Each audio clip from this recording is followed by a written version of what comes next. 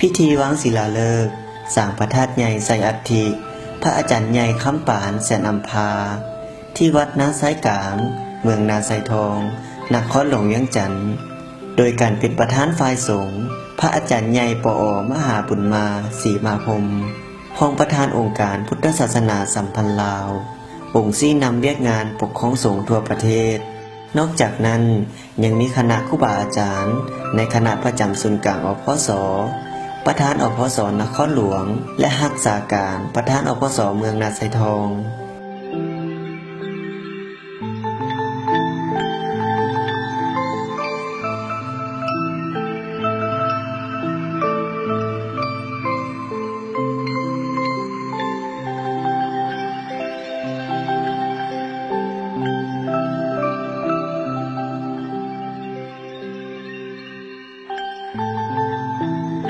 ประธานฝ่ายคารวาสท่านป้าศรีจันทร์วิภาวันภรรยาท่านรองประธานประเทศพร้อมด้วยท่านเจ้าเมืองนาไซทองและการนำภาครัฐพุทธศาสนิกชนทุกทวนหน้า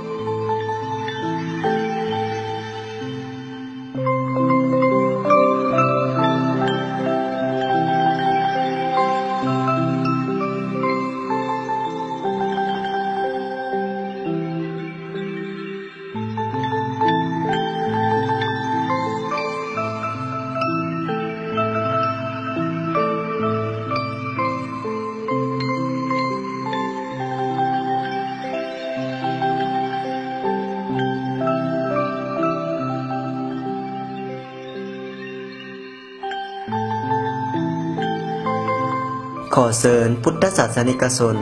ร่วมเป็นเจ้าภาพเจ้าศรัทธาสร้างอนุสรณ์สถานเพื่อระลึกถึงคุณงามความดีของญาติทานใหญ่